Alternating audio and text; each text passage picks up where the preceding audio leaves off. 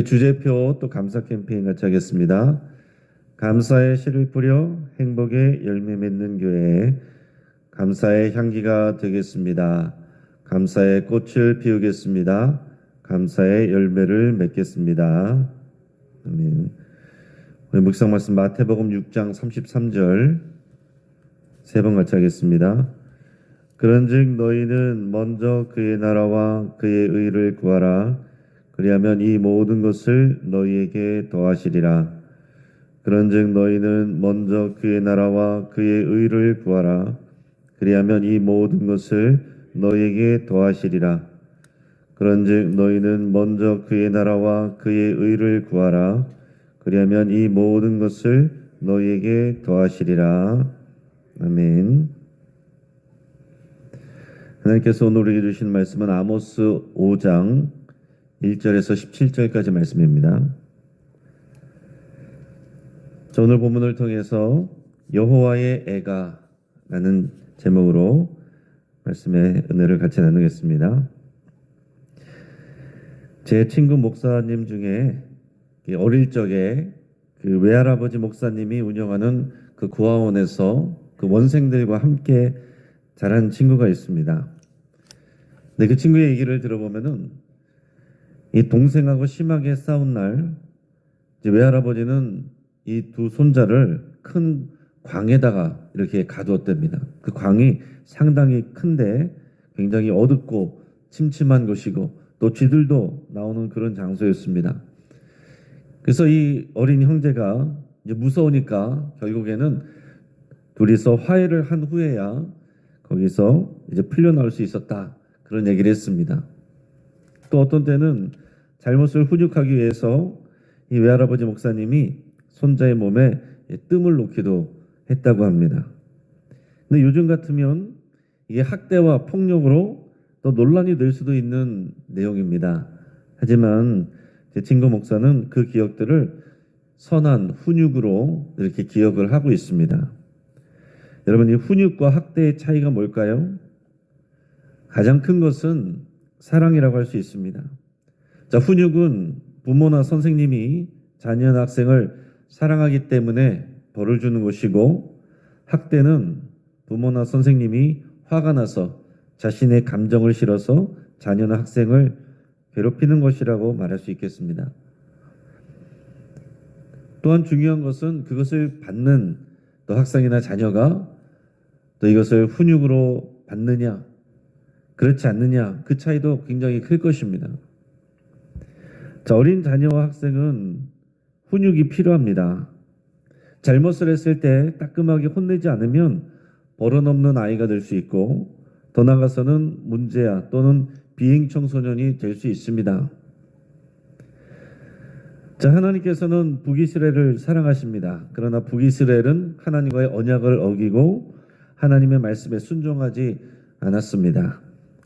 특히 삶에서 정의와 공의를 행하지 않았고, 힘 있는 사람들이 힘없는 사람들을 또 착취하고 학대하고 또 괴롭힙니다. 그래서 하나님은 이스라엘을 향한, 이 북이스라엘을 향한 심판 계획을 확정하셨습니다. 그래서 하나님은 아모스 선지자로 하여금 오늘 본문을 통해서 애가를 지어 부르게 하십니다. 하지만 그 가운데서도 또한 북이스라엘 백성이 살 길을 알려주십니다. 자, 이처럼 심판하시는 것은 하나님의 정의와 공의이고, 또한 살 길을 알려주시는 것은 하나님의 사랑입니다. 하나님께서 또 하나님의 백성을 어려운 가운데 징계하시는 것은 하나님의 사랑에서 출발하는 또 훈육이다, 또 이렇게 얘기할 수가 있겠습니다. 자, 오늘 본문은 앞부분과 뒷부분이 애가로 진행이 되는데 1절에서 3절 말씀을 먼저 같이 읽겠습니다. 이스라엘 족속아, 내가 너희에게 대하여 애가로 지은 이 말을 들으라. 전혀 이스라엘이 엎드러졌으며 다시 일어나지 못하리로다. 자기 땅에 던지우며 일으킬 자 없으리로다. 주 여호와께서 이와 같이 말씀하시되, 이스라엘 중에서 1000명이 행군에 나가던 성읍에는 100명만 남고 100명이 행군에 나가던 성읍에는 10명만 남으리라 하셨느니라. 아멘. 자, 하나님께서는 북이스라엘에 대한 이 심판과 멸망의 확실성을 선지자로 하여금 애가로 표현하게 하셨습니다. 자, 애가는 주로 장례식장에서 불리는 장성곡이다 이렇게 생각하시면 됩니다. 근데 오늘 표현에서 처녀 이스라엘이 엎드려졌다 그랬습니다. 아직 결혼도 하지 않아서 죽기에는 이른 나이인데 죽게 생겼다 그런 얘기입니다. 여러분 실제로 이 북이스라엘은 한 200년 정도밖에 역사가 되지 않습니다. 그런데 멸망하는 거예요. 아직 결혼도 안 해본 처녀처럼 또 이 짧은 역사에서 그들은 하나님을 꾸준히 또 순종하지 않았고 우상 숭배했고 그래서 심판으로 지금 멸망당하고 넘어지게 되어 있습니다. 하나님께서 주신 자기 땅에 엎드러졌는데 일으킬 자가 없다라고 그랬습니다. 군인 1000명의 행군에 나가던 성읍에는 100명만 남고 100명의 행군에 나가던 성읍에는 10명만 남게 될 것이다 그랬습니다.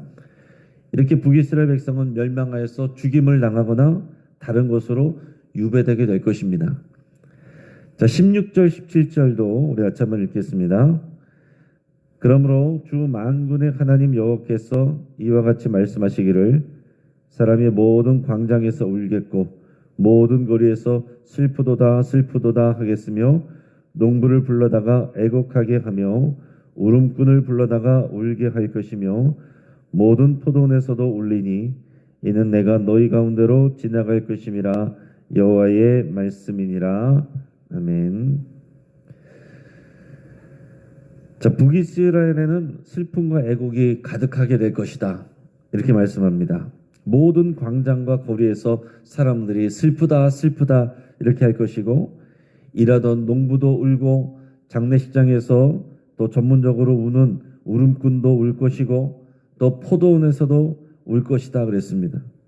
심판하시는 하나님이 그들 사이로 지나갈 것이기 때문에 하나님께서 그들을 심판하실 것이기 때문에 모든 사람들이 슬퍼하게 될 것이고 울게 될 것이다 하는 겁니다.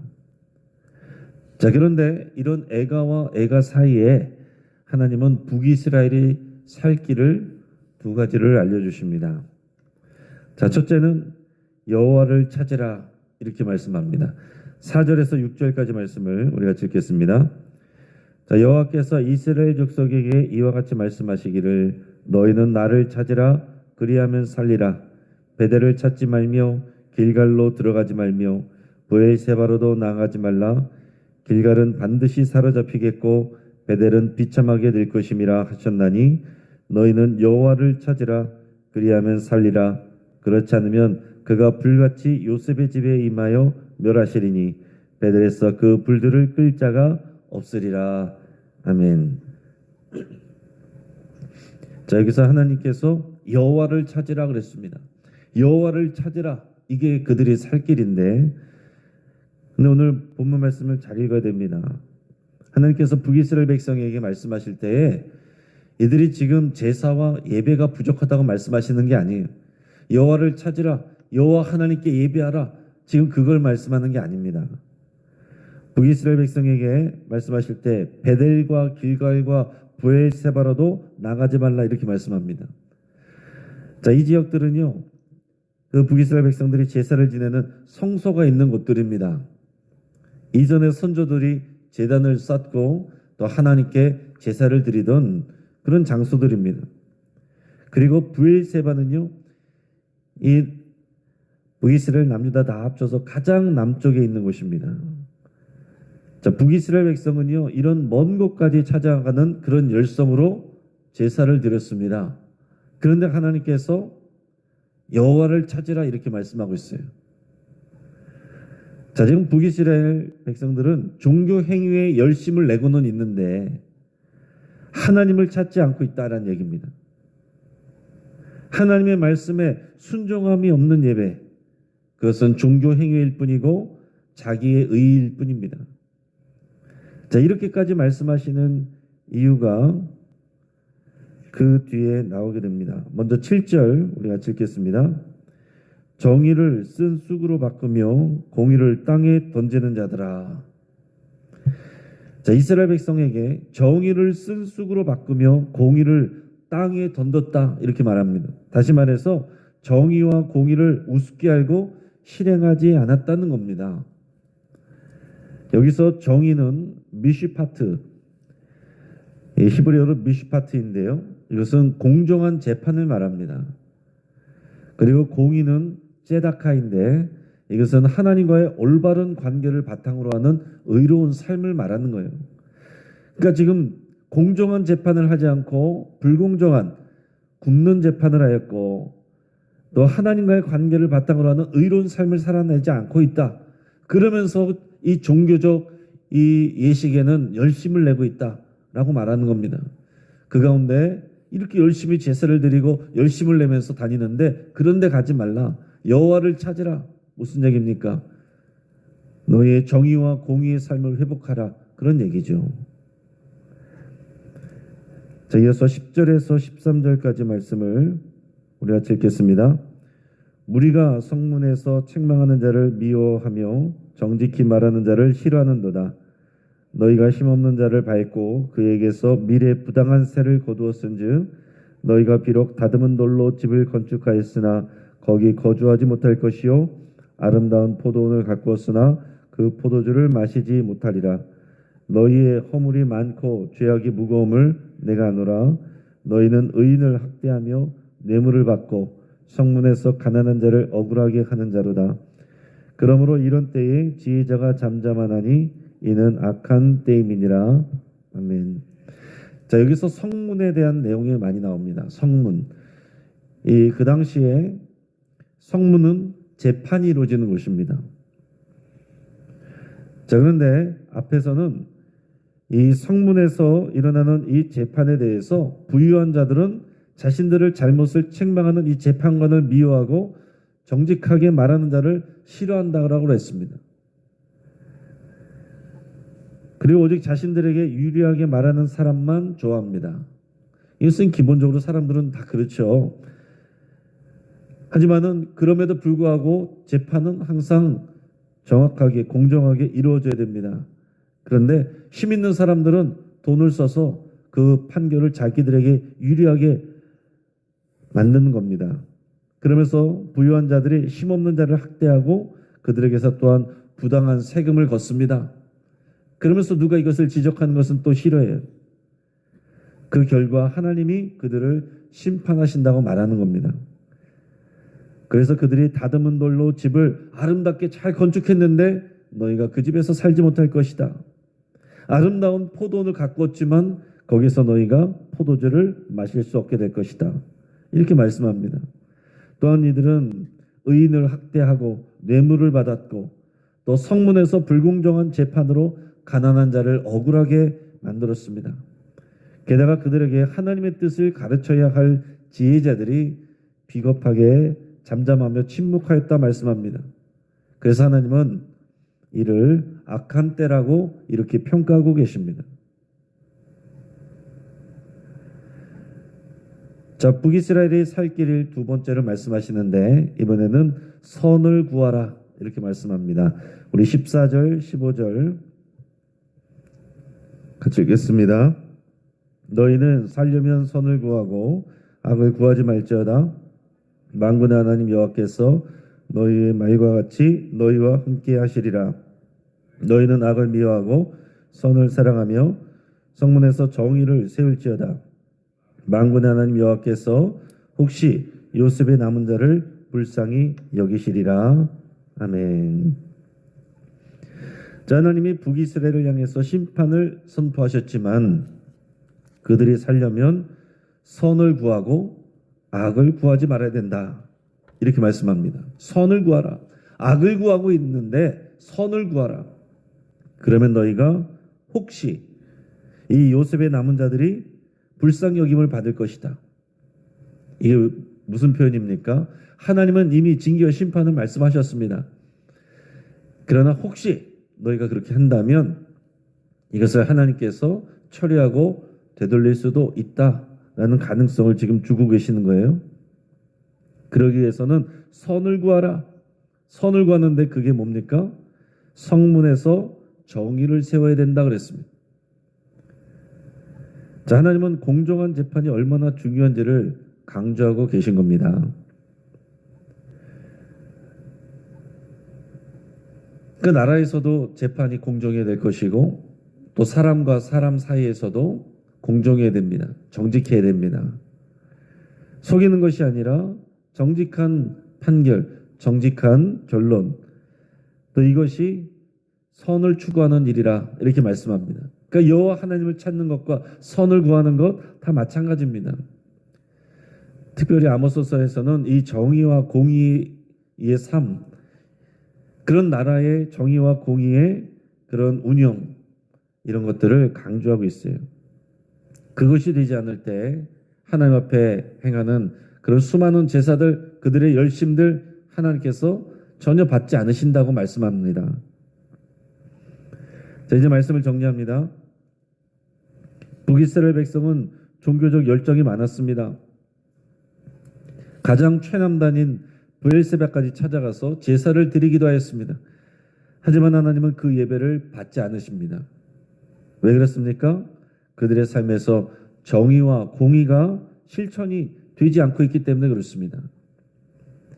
여러분, 하나님이 받으실 예배는 하나님의 말씀에 순종하는 이 삶의 열매를 가지고 나올 때에 하나님이 그 예배를 받으십니다. 정의와 공의는 율법의 중요한 원리이고요, 백성이 지켜야 할 계명입니다. 이 언약 관계란 것은 하나님과의 그 관계 안에서 그 하나님의 말씀을 지키는 관계예요. 그런 관계 안에서 하나님을 예배할 때 하나님이 그 예배를 받으실 만한 것입니다. 하나님은 애가를 지어 부르게 하시면서 북이스라엘에 대한 심판이 확실하다는 것을 보여주십니다. 그러면서도 살 길을 주시는데 여호와를 찾고 선을 구하라 말씀합니다. 그것은 구체적으로 가난한 자를 보살피는 것이고 공정한 재판을 하는 것입니다. 여러분, 하나님은 인격적인 관계를 원하십니다. 우리는 단지 하나님을 숭배하는 사람들이 아니에요. 그것은 우상 숭배하는 것입니다. 숭배하고 우리가 신앙생활 가운데 하나님을 경외하는 것은 어떻게 다른 것입니까? 인격적인 관계냐 아니냐, 그게 차이가 나는 겁니다. 내 마음대로 살아도 제사만 잘 드리고 재물만 잘 드리면 그러면 잘 되고 복 받는 거, 그게 숭배입니다. 그러나 경외함은 하나님을 사랑함으로 하나님의 말씀을 실행하고 순종하는 그런 삶이 경외하는 것입니다.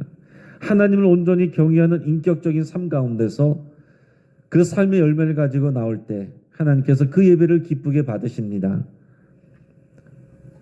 오늘 우리의 삶의 자리를 믿음으로 잘 확인하시고 매일매일 우리 하나님과의 그 인격적인 관계 안에서 하나님이 기뻐하시는 삶을 살아내는 삶의 예배자로 살아가시기를 주의 이름으로 축복합니다. 같이 한번 기도하겠습니다. 오늘 말씀을 붙잡고 기도할 때에 정의와 공의를 행하기로 여러분 결단하며 기도할 수 있길 바랍니다. 약하고 가난한 사람을 돌보지 않고 또한 공정하게 대하지 않고 어렵게 한 일이 있다면 여러분 우리가 회개할 수 있길 바랍니다. 또한 언제나 살 길을 주시고 기다리시는 우리 하나님을 신뢰하고 순종하기로 여러분 결단하며 기도할 수 있길 바랍니다. 우리 환우들을 위해서 계속 기도해 주시고 또 억울한 일을 당하여서 눈물 흘리는 우리 이웃과 성도님들 위해서 함께 기도하겠습니다. 또 이 나라 민족을 위해서 기도할 때 이 대한민국의 사법부가 모든 국민에게 공정한 재판을 할 수 있기를 위해서 함께 기도하겠습니다. 또 정치적인 입김으로 재판이 흔들리지 않는 올바르고 공정한 이 사회가 될 수 있기를 위해서 함께 기도하겠습니다. 이 시간 주여 한번 부르짖고 합심해서 함께 기도하겠습니다. 주여.